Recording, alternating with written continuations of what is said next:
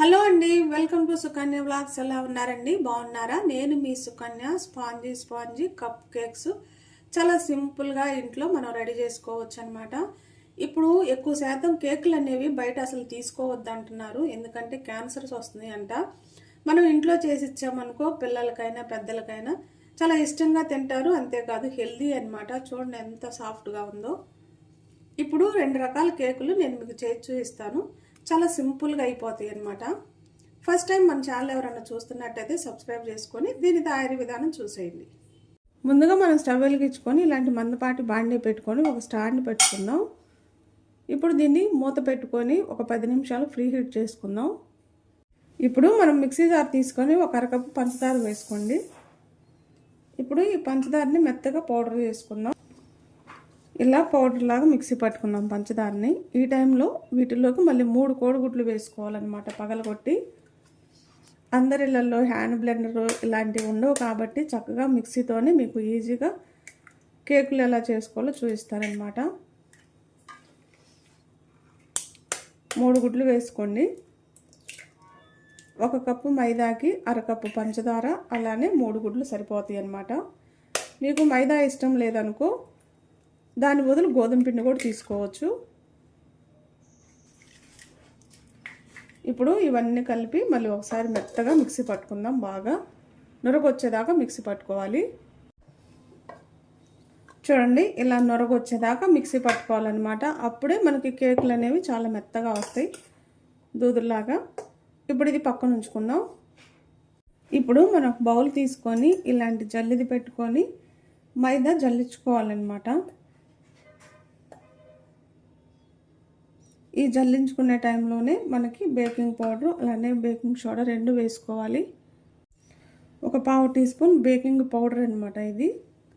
అలానే 1/2 tea spoon కన్నా తక్కువ బేకింగ్ సోడా, అంటే మనం దోశల్లో వేసుకుంటాం కదా తినే సోడా, అది వేసుకోవాలి. రుచికి తగినట్టు కొంచెం ఒక్క చిటికెడు సాల్ట్ వేసుకుందాం. మనం చేసే ఏ స్వీట్ అయినా కేక్ అయినా బిస్కెట్లలోనైనా ఒక్క చిటికెడు సాల్ట్ వేసుకోవడం వల్ల చాలా రుచిగా ఉంటాయి అన్నమాట. ఇప్పుడు వీటిని జల్లించుకుందాం. ఇప్పుడు ఇలా జల్లించుకున్నాం మొత్తం. ఇప్పుడు ఇదంతా ఒకసారి కలిపి మనం ముందుగా మిక్సీ పట్టుకున్న ఎగ్గు మిశ్రమాన్ని కొంచెం కొంచెం వేసుకుంటూ కలుపుకోవాలి.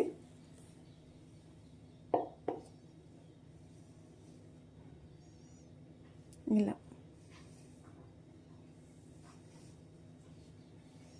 కొంచెం కొంచెం వేసుకుంటూ కలుపుకుందాం.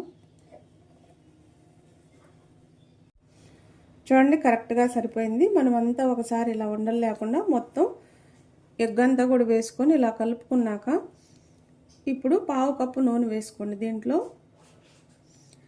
మనం కప్పుకి అరకప్పు పంచదార, 1/2 కప్పు నూనె కరెక్ట్గా సరిపోతుంది అనమాట. ఇదంతా కూడా మళ్ళీ బాగా కలపాలన్నమాట. మనం నూనె అంతా కూడా కలిసేలాగా ఒకసారి బాగా కలుపుదాం.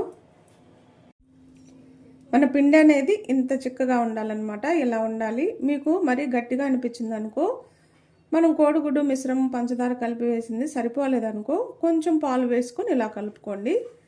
ఇప్పుడు మనం వీటిని కప్పుల్లోకి తీసుకుందాం. మనం చేసేది కప్ కేకులు కాబట్టి టీ కప్పులు ఉంటే నేను వాటిల్లో వేసి చూపిస్తున్నాను మీకు. ఇప్పుడు ఈ కప్పుల్లో పూర్తిగా నిండిపోయిందా కాకుండా సగానికి వేసుకోవాలన్నమాట. ఇలా, ఎందుకంటే ఇది ఉడికినప్పుడు పొంగుతుంది కాబట్టి ఇలా కొంచెం సగానికి వేసుకోండి.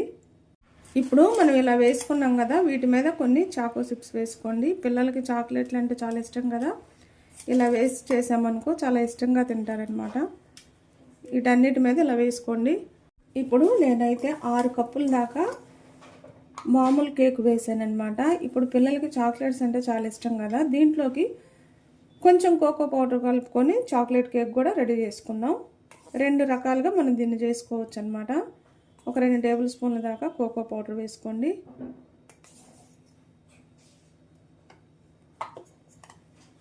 దీనిలోకి ఇందాక మనం మిక్సీ పట్టేటప్పుడు మీ దగ్గర వెనిలా ఎసెన్స్ లేకపోతే 2 యాలకులు వేసుకోండి. లేదనుకో తర్వాత కలిపేటప్పుడు కొద్దిగా వెనిలా ఎసెన్స్ వేసుకోండి.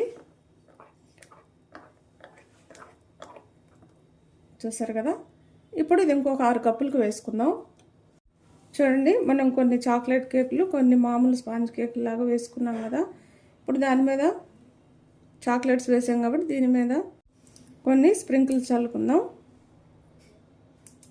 మనం ఇలా అన్నీ ఈ రెడీ చేసుకున్న ప్లేట్ని ఇందాక వేడి చేసుకున్నాం కదా, ఆ బాండిలో పెట్టుకోవాలన్నమాట. కొంచెం హైట్గా ఉండటం కోసం ఇంకో మూత కూడా పెట్టుకుంటున్నాను.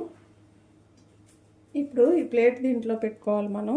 ఇప్పుడు మనం ప్లేట్ని బాండీలో పెట్టుకున్నాము. ఇప్పుడు మళ్ళీ మూత పెట్టుకొని 30 నుంచి 45 నిమిషాల దాకా ఇది ఉడికించుకోవాలన్నమాట. తక్కువ మంట మీద, మీడియం మంట కాదు, తక్కువ మంట మీద పెట్టి ఇది ఇలా వదిలేసేయాలి.